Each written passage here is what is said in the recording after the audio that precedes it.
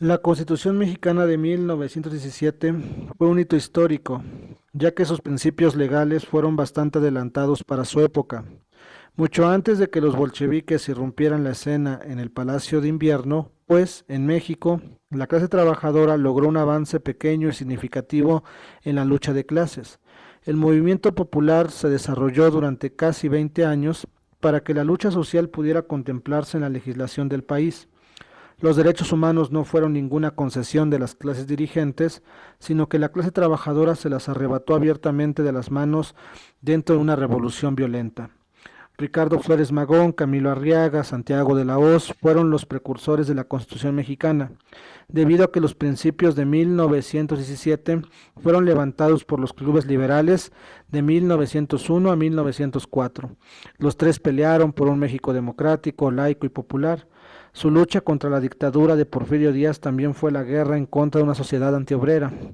La primera fase de la guerra política fue en el terreno de la prensa y la organización política, y por eso mismo la represión fue el escenario de esa batalla.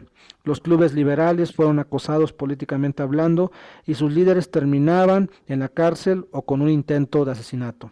Santiago de la Hoz fue el primer revolucionario mexicano que en su lucha política colocó en el centro no solo la democracia liberal, sino que el pueblo mexicano debería estar en el centro de las discusiones.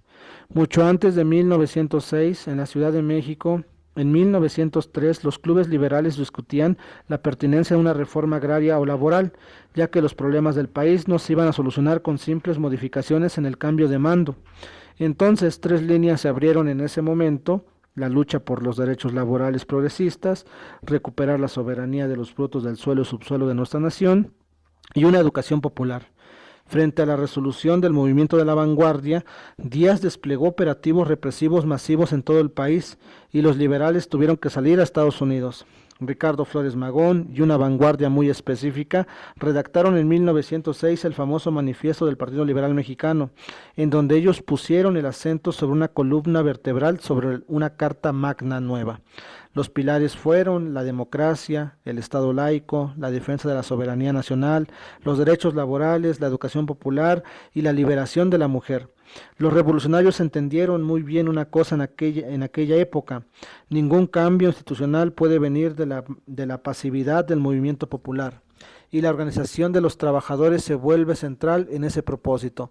Las huelgas se activaron en todo el país y el gobierno en turno no dudó en mandar a reprimir a esas manifestaciones sociales. Mucha sangre corrió en ese momento y mucha más correrá en las siguientes fases de la lucha.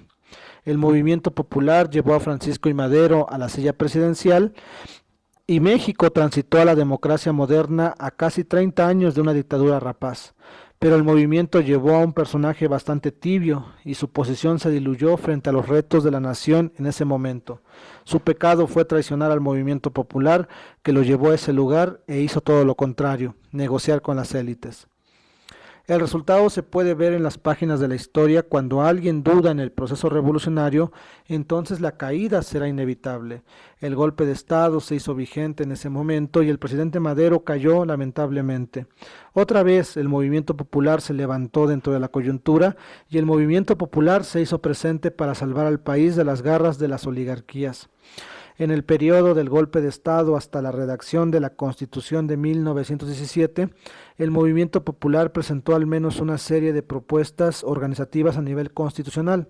La más importante o popular, Emiliano Zapata la encabezó en el Plan de Ayutla, en donde éste colocó en el centro la tesis de que la tierra es de quien la trabaja. La reforma agraria será en ese tenor la de más avanzada en su época, y quitando la reforma agraria cubana, pues, hasta el momento, esta es una de las más importantes del siglo XX. Por otro lado, Francisco Villa impulsó los otros elementos de gran importancia: la educación popular, las mejores condiciones de trabajo y la planificación económica. La Constitución de 1917 no fue posible sin la participación activa de la clase trabajadora, y esos hicieron temblar al país para que sus voces se escucharan en el porvenir. En pleno siglo XXI, a aquella Constitución solo le quedan los recuerdos, porque su modificación ha sido sistemática, y ahora los intereses oligárquicos están permeados en ella. La cuarta transformación va a elegir entre dos grandes caminos. Por un lado, las reformas se podrán hacer de manera gradual hasta llegar al óptimo democrático, y por el otro lado, el Congreso Constituyente puede convertirse en la convocatoria en los siguientes años para ponerle un alto a la ofensiva neoliberal. El tema sigue siendo bastante interesante, porque el primer camino desea solo una participación pasiva de la sociedad mediante el voto, y el segundo camino contempla la organización del pueblo de México. Ahora, el Congreso Constituyente será la estrategia que deberá colocarse en el plano de una guerra prolongada. Las condiciones subjetivas no se encuentran dadas en este momento, y los revolucionarios deben empujar hacia ese camino desde un método revolucionario. La guerra política prolongada deberá contemplar tres fases muy importantes. Primero, agitación y acumulación de fuerzas de izquierda. Dos, organización política y toma de las calles. Y tres, el contragolpe o la huelga general. La línea revolucionaria será en todo caso el llamado a la huelga política de masas, es decir, organización política permanente de baja o alta intensidad. De esta manera, el lawfare será detenido y la clase trabajadora podrá conquistar una carta magna popular o social.